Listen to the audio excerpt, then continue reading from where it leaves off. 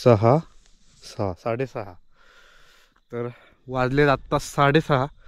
काय नजारा आहे बघा 6:30चा. सूर्योदय होणार आहे आणि मी आणि ऋषभ आहे. ऋषभही दिसत नाही. मी पण दिसत नाही दिसत आहे. थोड्या वेळाने आम्ही दिसूच तुम्हाला, पण हा नजारा नाही दिसणार आहे, त्यामुळे हा मी कॅप्चर करतोय. लय भारी वाटतंय. 3 तासाची राईड, बास पैसा वसूल फक्त या व्ह्यू साठी.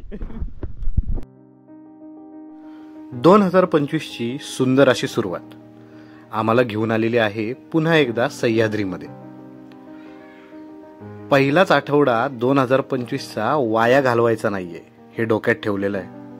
आणि मग रात्रीच वाट धरली आणि येऊन पोचलो जुन्नर मधल्या तळमाचीवाडी या गावामध्ये. सकाळचा सुंदर असा सूर्योदय झाला. वस्तीला असलेली एसटी सुद्धा आता पुन्हा नारायणगावकडे निघाली होती. आणि आता आम्ही इथे आलो होतो एका डोंगरावरती. होय, ह्या डोंगराचं नाव आहे भोजगिरी. तसं या तळमाचीवाडी गावाच्या बाजूला असंख्य डोंगर आणि किल्ले आहेत. त्यातलाच भोजगिरी हा डोंगर. या डोंगराचं काय वैशिष्ट्य आहे हेच जाणून घेण्यासाठी मी आणि ऋषभ निघालो होतो. तर नमस्कार मंडळी, टी ट्रेक घे तुझं चालू दे. नाही मोठ्याने होऊ दे, आम्हाला बोलणं द्यायचं नाही तुला. ये इकडे ये बिस्किट देतो ये.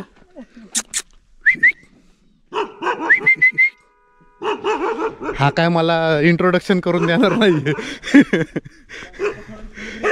हा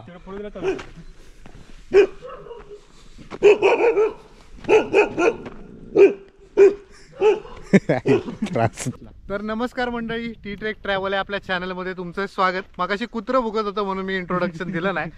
तर नवीन वर्षाचं प्रत्येकाचं रेझोल्युशन असतं, तसं आमच्याच रेझोल्युशनमध्ये आता आम्ही पहिलाच रविवार धरलाय आणि सुरुवात केलेली आहे आपल्या ट्रेकला सह्याद्रीमधल्या. आणि आज आम्ही चाललो आहोत भोजगिरीला. भोजगिरी माळशेज रांगेमधीलच एक डोंगर आहे आणि हा अतिशय सुंदर असा डोंगर आहे जो आम्ही कायमच हरिश्चंद्रच्या बाजूने पाहिलाय. पण आपल्या बाजूने तो कसा दिसतो आणि या बाजूने हरिश्चंद्र कसा दिसतो याचंच एक कुतूहल आहे. हेच कुतूहल आम्हाला इथपर्यंत घेऊन आलेलं आहे. माझ्यासोबत आहे ऋषभ. रात्री आम्ही 2 वाजता घरातून निघालो आहोत आणि येताना जुन्नरमध्ये मला वाटतं आपण तरच बघितला, हायना पाहिला. म्हणजे आपली एक वाईल्ड सुरुवात आपल्या ह्या ट्रेकची झालेली असं म्हणायला हरकत नाही. तर हाच आपला आजचा ट्रेक असणार आहे सह्याद्रीच्या सानिध्यातला भोजगिरीचा. आणि तुम्ही मागे बघू शकता इकडं आहे भोजगिरी आणि ह्या लीड करतोय ऋषभ. ऋषभकडे सगळ्या त्या गोष्टीचं नॉलेजही आहे त्याच्याकडं. त्यानंतर मॅप सुद्धा आहे, कारण या बाजूला जर तुम्हाला भटकायचं असेल तर ह्या गोष्टी फार गरजेचं आहे. तर आपण आता दौंड्याच्याच बाजूने पुढं भोजगिरीकडं याच्या कडेकडेने चालत जाणार आहोत. ह्याच्या अगोदर ह्या भागामध्ये फिरताना माळशेज घाटाच्या परिसरामध्ये आता हे काय जे काय तुम्हाला डोंगरांगा सगळ्या दिसतात आपल्याला. भोजगिरी आहे, देवदोंडे आहे, तिकडे सिंदोळा आहे, गुन्हे आहे, हे सगळे माळशेज घाटाच्या बाजून बघितले.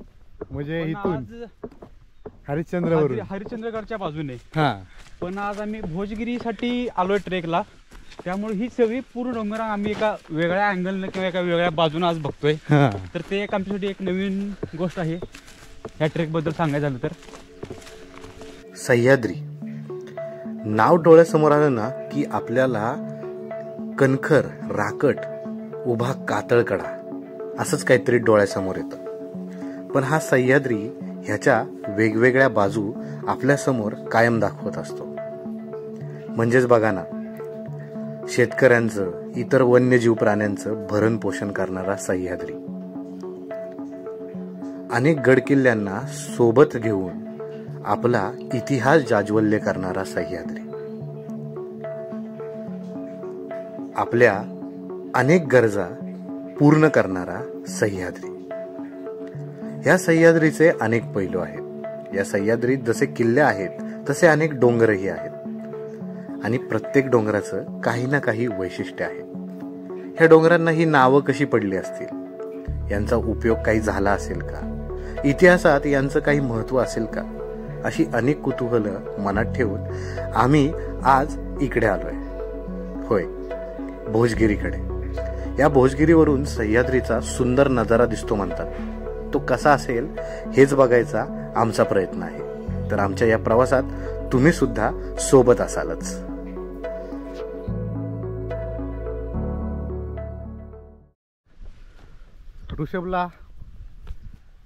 ऋषभला ऑफबीट ट्रेक बरेच माहिती आहेत आणि त्याचं फिरणंही भरपूर असतं.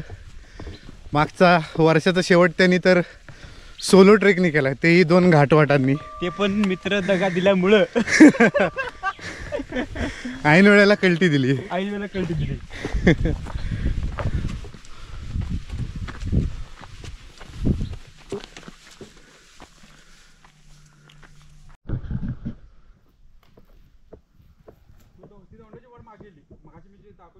हां,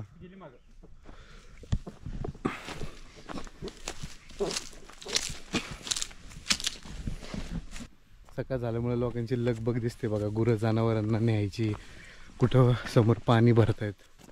इथं पाण्याचं सोर्सिंग चांगलं केलं लोकांनी.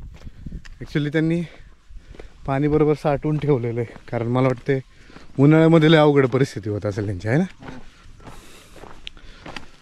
सुंदर, अगदी सुंदर. त्यात हे ढग जे तयार झालेत ना आज, ह्यांनी सगळं म्हणजे मार्केटच खाऊन टाकलं. बघ ना कसलं आहे.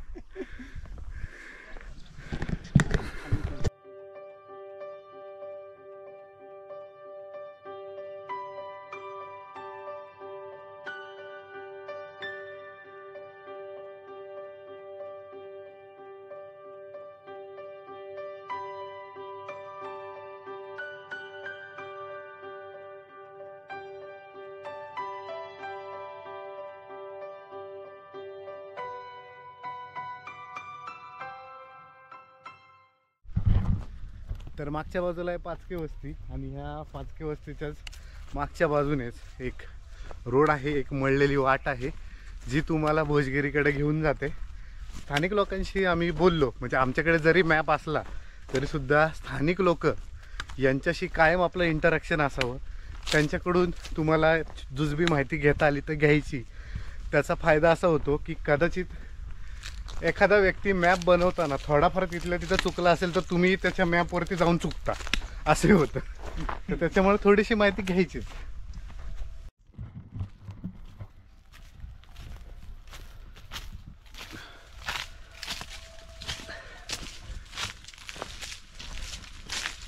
छान गोष्ट इथं मला कायम म्हणजे आवडली इथली, की हा ट्रेक ऑफबीट आहे आणि त्यामुळं हौशी पर्यटक, कचरा करणारे, दंगा करणारे इथं फिरकतच नाहीत. आणि त्यामुळंच मी आल्यापासून अगदी कागदाचा एवढासा तुकडा सुद्धा प्लॅस्टिकचा बघितला नाही इथं. ह्याच्यापेक्षा भारी काय असू शकतं ना. थोडं पुढं आल्यानंतर आपल्याला एक सुंदर दृश्य दिसतंय बघा.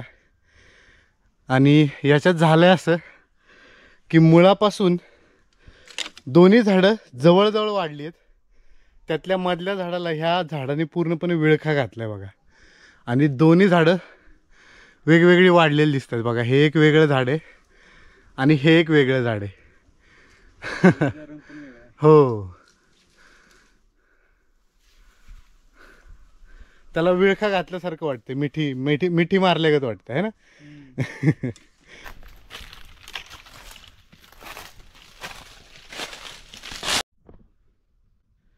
बरंच अंतर पार झालं आमचं आणि इथं समोर भोजगिरी दिसतोय बघा. आता फक्त चढ आहे, जायला बराच वेळ लागणार आहे बहुतेक. आणि समोर बघा हा जो भाग दिसतोय तर डोंगर कोसळून खाली आलाय. पण एक गोष्ट चांगली आहे की इथं कुणीही घरं बांधताना अगदी डोंगराच्या जवळ बांधलेली नाहीत कुठंच. त्यामुळे इथं जरी दरड कोसळली ना तरी दुर्घटना व्हायचे चान्सेस लय कमी आहे ना.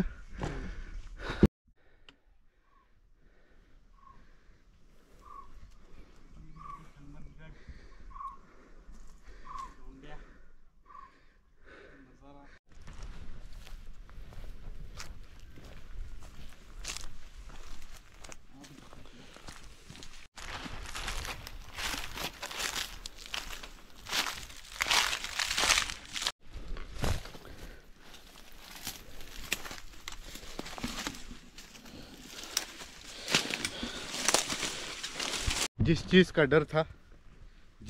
का डर था अभी वही हो गई है, अभी ऊन आ गया है. आता वाट लागणार. एवढं वेळ सावलीत चालवतो ना, काही नव्हतं वाटत, दम पण नव्हतं लागत. आता विषय खोल झालाय, आता ऊन आलंय, आता चढ आहे आणि पूर्ण. चला चला चला चला. काय आभाळ रे, काय आभाळ. आणि आता आपण निघालोय त्या नाळेकडं. भोजगिरीची मधली बरोबर नाळ एक हाच आहे आणि छोटीशी अरुंदाशी वाट आहे गावतामधनं. बरोबर एक माणूस जाऊ शकेल एवढीच वाट आहे.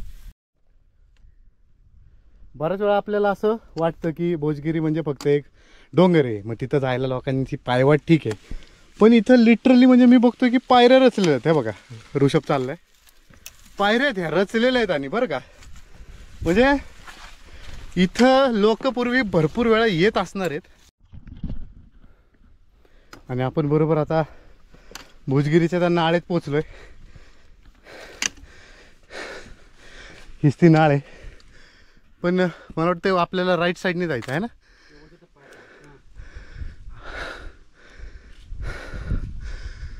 समोर भोजगिरी दिसतोय पण बघा, तसे आपण फास्ट आलो ऋषभ आहे ना. तू विचार कर ना, पण रमत गमत येऊन सुद्धा आपण असे दमलेलो नाहीये. मॉडरेट आहे, आपण कंटिन्यू पावलं टाकतोय है ना. ट्रेकिंग म्हणजे काय स्पोर्ट नाही बरं का. इथं जिंकायचं नसतं, इथं स्वतःला जिंकवायचं असतं. इथला निसर्ग बघून, इथलं सौंदर्य बघून. त्याच्यामुळं प्रत्येक वेळी तुम्ही घाई करून टॉपला पोचत असाल तर वाटेत जाणारं सौंदर्य मात्र तुम्ही मिस कराल, एवढं नक्की आहे. सफर खूबसूरत आहे मंजिल से भी म्हणतात ना, तसंच काहीतरी की तुम्ही आहे ना चालत असताना सुद्धा निवांत इकडं तिकडं पाहत सुंदर अशी दृश्य बघत जात असाल ना, तर तुमचं ट्रेकिंग सक्सेसफुल आहे म्हणायला हरकत नाही. बरोबर आहे का नाही. आणि एका नजरेत दौंडे आपल्याला दिसतोय, अख्खा एका नजरेत पूर्ण हा दौंड आहे. हा पूर्ण दौंड आहे बरं का. काय क्वालिटी वाटतोय रे. हा जेव्हा आपण माळशेच्या घाटातून बघतो हा, तर आपल्याला हा छोटासा डोंगर दिसतो. आपल्याला फक्त हेच दिसतो ना. हो, पण आता ही बाजू मी बघतोय, मला असं आश्चर्यचकित झाल्यास. की दौंड एवढा मोठा असू शकतो. नाही खरंय. आणि पुढे दोंडाच्या बाजूला निमगिरी हनुमानगडाची पण छान दृश्य बघायला मिळतं आपल्याला. काय क्वालिटी आहे रे खरंच. वा वा. माझं आपलं म्हणायचं ते 2025 ची सुरुवातच जोरात झाली. एकदम झकास हा? झालंय. आणि आता शेवटच्या टप्प्यात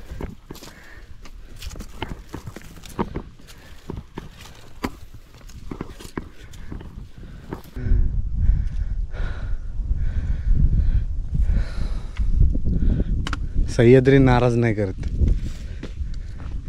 मी तर अजिबात नाही नाराज. आईला काय आहे म्हणजे ते स्वप्नील जोशी ना का म्हणजे काय आहे हे असं असं काहीतरी वाटतं ते है ना.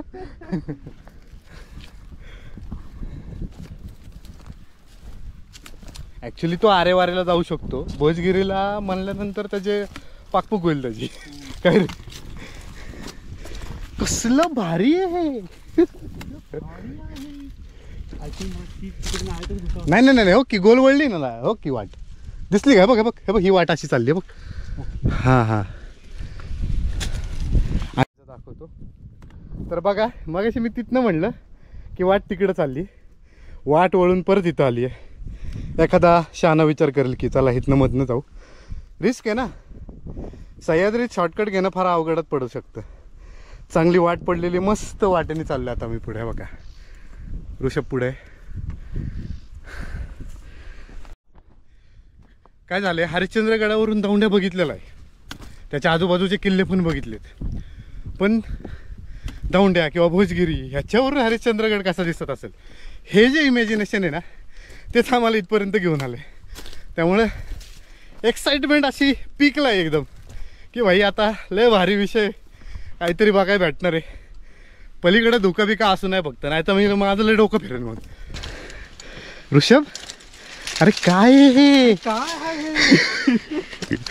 काय तिथं दाखवत थांबा थोडं वर चला अजून.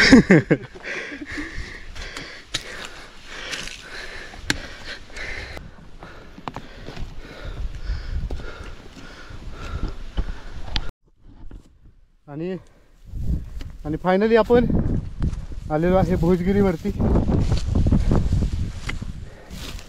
भोजगिरीचा अजून आपल्याला माथा गाठायचा आहे खरा, पण भोजगिरी शिखरावरती मात्र आपण आलेलो आहोत. भारी वाटतंय.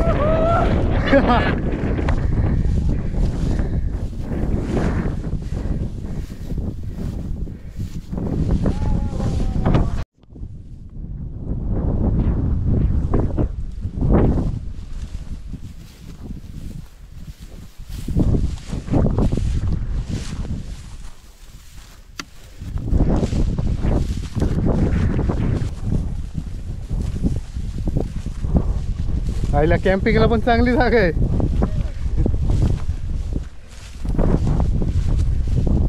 कदाचित इथली लोक आहे ना ती गुरं घेऊन येतात बरं का. मला तर तसंच वाटतंय. पाणी आहे बरं का खाली, पाणी आहे बहुतेक थोडं. पाझर आहे वर, पण पाझर राहणार तेव्हा तिथं पण पाझर आहे.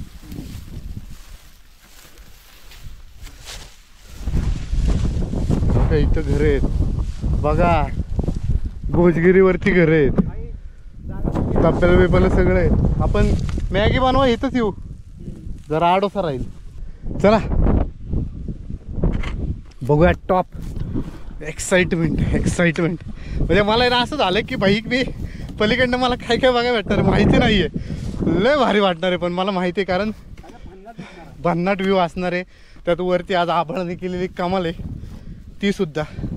त्यामुळे जो व्ह्यू येईल ना तो अक्षरशः डोळ्यात साठवून पहिला घेणार आहे, मग तुम्हाला दाखवतो. कारण मी नाही बघितला तर तुम्हाला दाखवून काय उपयोग आहे. नाही, पहिलं मी बघणार. हा पहिला नियम लक्षात ठेवायचा कायम, की ठीक आहे मी व्लॉगिंग करतो, व्हिडिओज टाकतो, मी जगायचं नाही सोडणार आहे.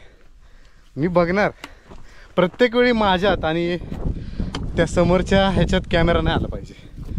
पहिलं मी डोळे भरून मनात साठवून घेईल आणि मग कॅमेरा घेऊन फोटो काढेल. आता बघा महत्त्वाचा विषय सांगतो. आम्ही आलोय पार तिकडून, तिथून चालत ह्या गावात पाचकेवाडीतनं इथून आत ह्याच्यात जंगलातनं आता वर आलो. पहिलं वाटलं अरे हा आला टॉप, अजून वरती आहे.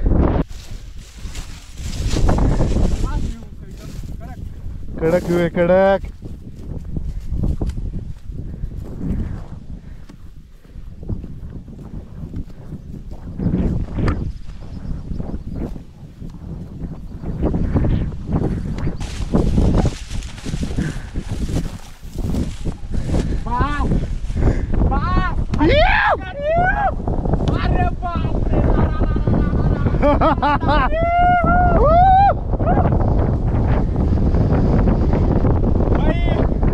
काय नवीन वर्षाची सुरुवात आहे, अजून काय पाहिजे आपल्या आयुष्यात.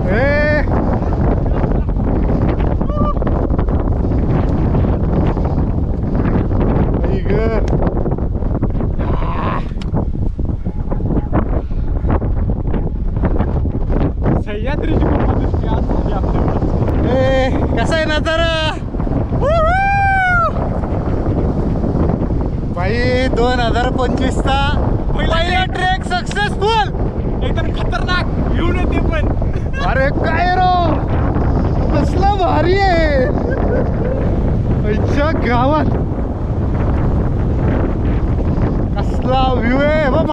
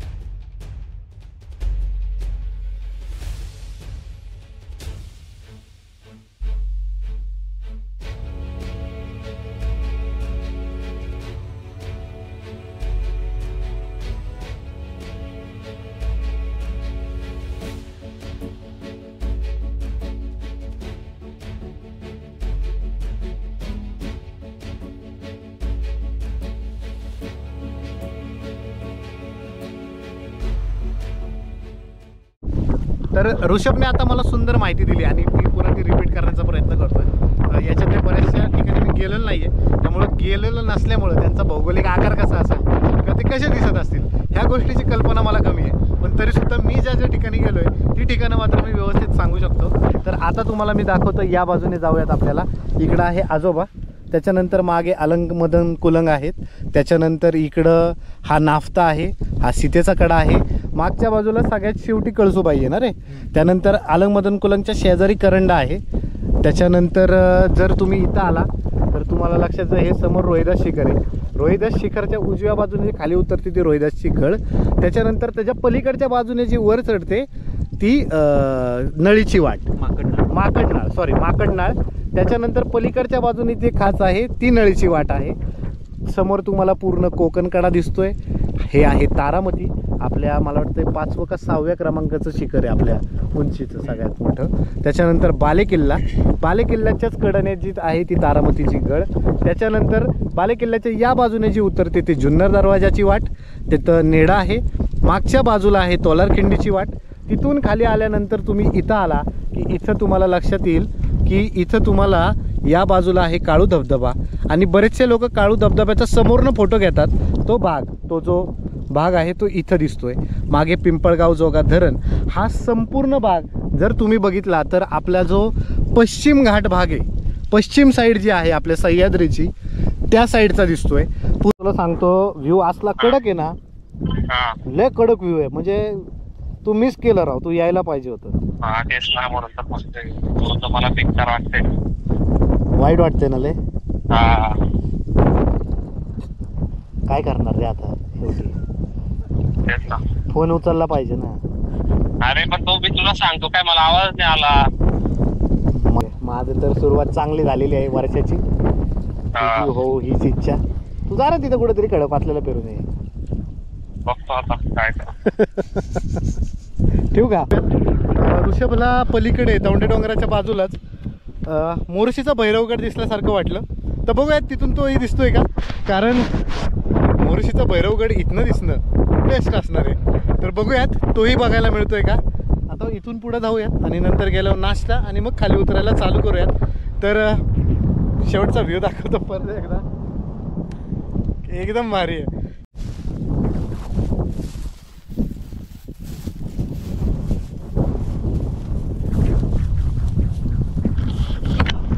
तर दौंड्याच्या बाजूने खाली आपल्याला एक टोक दिसतंय आणि ते टोक भैरवगड आहे हे कन्फर्म आहे. पण आपल्याला जवळून जाऊन तो अजून किती भारी दिसतोय ते बघायचं आहे. त्यामुळे आता ऋषभने सांगितल्याप्रमाणे आता ह्या टोकाला जाणार आहे आपण. इथं काय नाही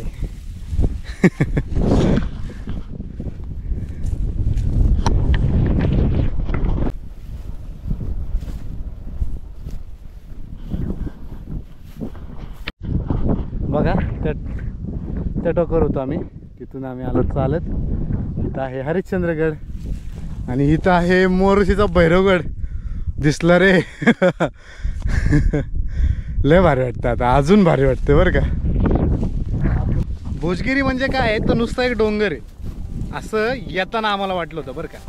ह्या डोंगरावरनं हरिश्चंद्रगड थोडाफार दिसू शकेल असंही वाटलं होतं. पण इथून एवढं काही भारी दिसू शकेल, इथनं इतकं सुंदर वातावरण असेल, ह्या गोष्टींची आम्ही कल्पना केलीच सुद्धा नव्हती. अशा रीतीने आपला भोजगिरीचा ट्रेक आपण इथं संपवतोय. आणि थँक्यू. हा नसता तर कदाचित झालं नसतं. कारण झालं काय, दादाने ठरवलं होतं की रायगड करायचं. म्हणलं ठीक आहे रायगडला जाऊ.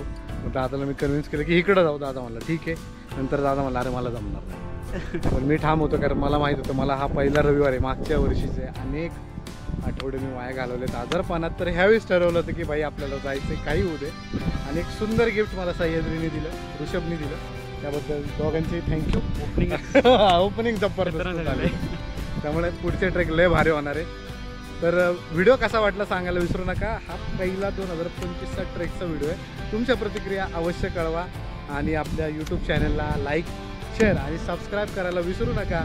इंस्टाग्रामला सुद्धा आपला तोच ID आहे, तोही बघायला विसरू नका. चलो धन्यवाद आणि जय शिवराय. Signing off. 2025च्या सुरुवातीलाच इतका सुंदर सह्याद्री आपल्याला भोजगिरीवरून बघायला मिळाला. वर्षाचा पहिलाच रविवार न चुकवता आम्ही केलेला हा ट्रेक अविस्मरणीय तर राहीलच, पण वर्षाची सुरुवात इतकी धमाकेदार झाल्यानंतर मात्र संपूर्ण वर्षात काय काय धमाके होणार आहेत ह्या गोष्टीचा विचार मनात आणूनच फार आनंद होतो. एकमेकांना पुढच्या ट्रेकमध्ये पुन्हा भेटू असं सांगून आता आम्ही परतीच्या प्रवासाला निघालो. शेवटी एवढंच सांगेल, आयुष्य खूप सुंदर आहे, फक्त त्याचा उत्सव करता आला पाहिजे. धन्यवाद.